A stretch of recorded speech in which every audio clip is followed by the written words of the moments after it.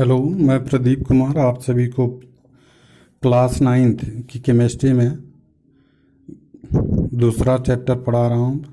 इसके पहले वीडियो में पढ़े थे विलयन।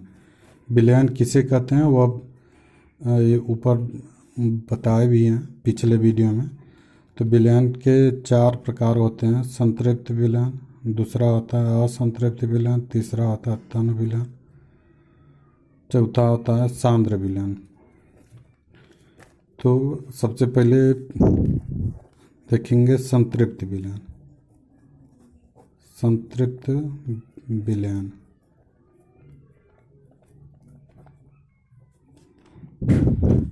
सबसे पहले समझ लेते हैं कि जो विलयन होता है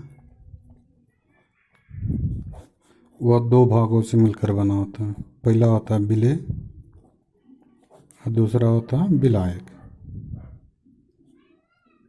विलेय में मतलब कि चीनी हो और विलायक में हो पानी हो।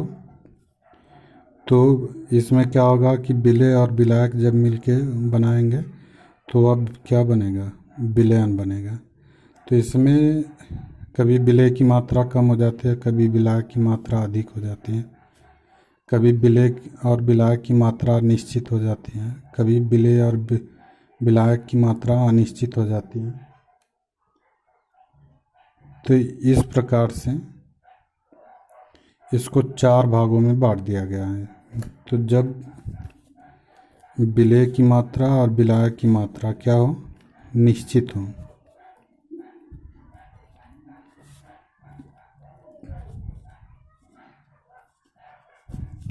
जब विलेय और विलायक की मात्रा क्या हो, निश्चित हो, तो वहाँ पे क्या होता है, संतृप्त विलयन कहलाता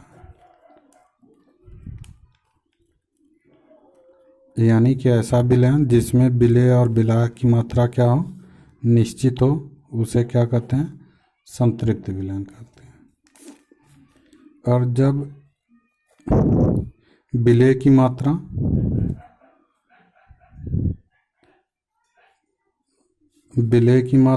और विलायक की मात्रा अनिश्चित हो,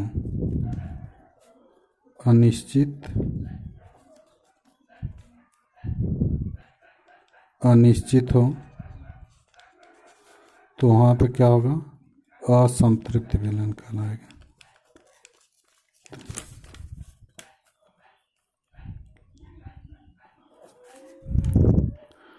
जब विलेय और विलायक की मात्रा क्या हो, अनिश्चित होती है, तो वहाँ पर क्या कहलाता है, असंतृप्त विलयन कहलाता है। तो यहाँ पे जैसे संतृप्त विलयन क्या होता है कि जैसे शरबत है, शरबत बहुत जब अच्छा लगने लगता है, यानी कि सब लोग कहते हैं कि बहुत अच्छा बना है, तो वहाँ पर चीनी की भी मात्रा परफेक्ट होती है, यानी कि एकदम निश्चित होती है, और पानी की भी मात्रा निश्चित होती है। तो जब बहुत कुछ अच्छा, यानी कि चीनी और पानी का जो विलयन बनेगा, जहाँ पर स्वाद बहुत अच्छा आएगा, वहाँ पर विलेय और विलायक की मात्रा क्या होगी, निश्चित होगी, तो उसे कहेंगे संतृप्त विलयन।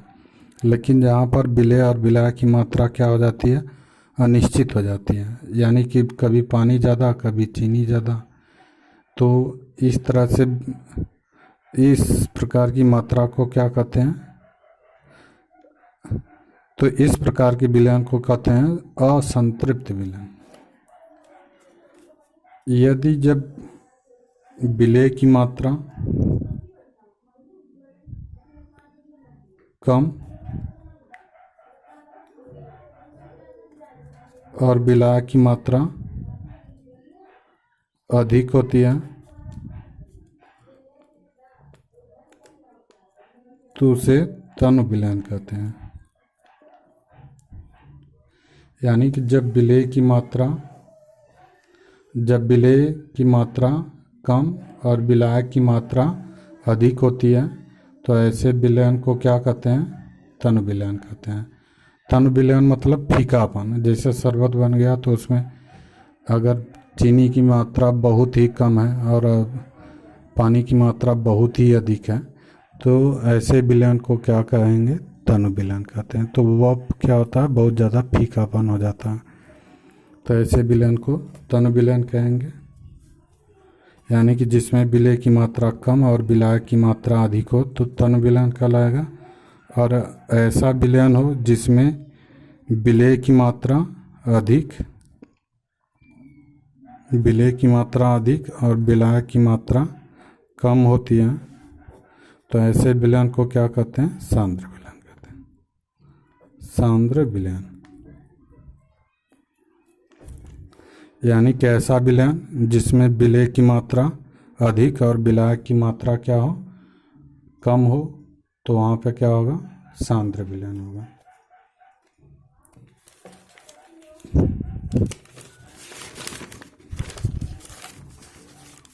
तो यानी कि यहाँ पे पहला संतृप्त विलयन, एक दो परिभाषा बता दे रहा हूँ, उसके बाद अपने से बना के लिख लेना। पहला संतृप्त विलयन,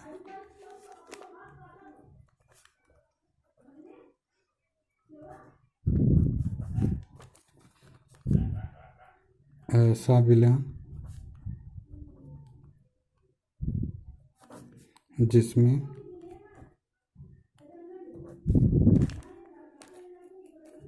विलेय और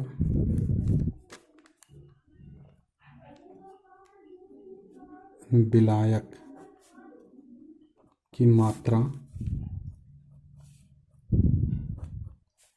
निश्चित होती है। विलेय और विलायक की मात्रा निश्चित होती है, संतृप्त विलयन कहलाता है।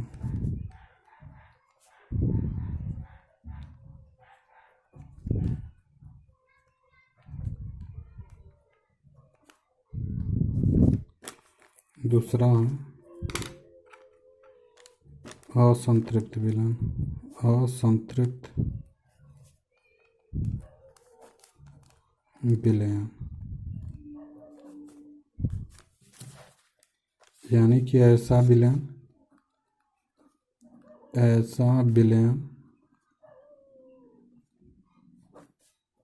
जिसमें विलेय की मात्रा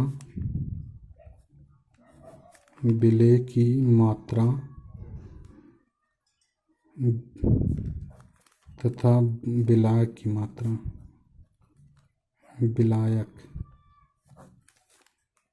मात्रा दोनों अनिश्चित होता है, असंतृप्त विलयन कहलाता है। असंतृप्त विलयन कहलाता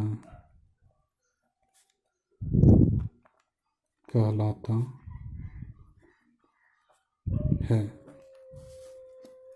इसी तरह से तीसरा भी देख लेंगे, तो तनु विलयन में यानी कि जिसमें विलेय की मात्रा, तनु विलयन में जिसमें विलेय की मात्रा यानी कि ऐसा विलयन जिसमें विलेय की मात्रा अधिक, विलेय की मात्रा कम तथा विलायक की मात्रा अधिक होती है, वहाँ पर क्या होता है, तनु विलयन कहलाता है। इसी तरह से चौथा हो जाएगा सांद्र विलयन।